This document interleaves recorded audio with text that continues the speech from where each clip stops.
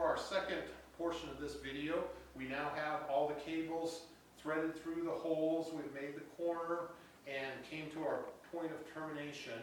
And we want to talk a little bit about the termination. There's a couple different ways of doing it. One of the ways that a lot of people know of is this little one-way valve.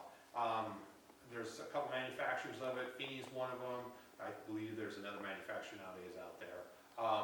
You know, they work well. We have used them a lot in years past. There's a few drawbacks that I didn't like about them, and so we came up with a different tensioning system. But you're welcome to use these. It's nice when you order the post, if you plan on using these, let me know. And this hole, the last hole where you terminate, I normally just leave it at 1/4 inch. These one-way valves take a 3/8 hole for that to use them. So if you're going to use them, let me know. You can always drill them to 3/8, but it's better if it's done in the shop. So let's talk a little bit more about our system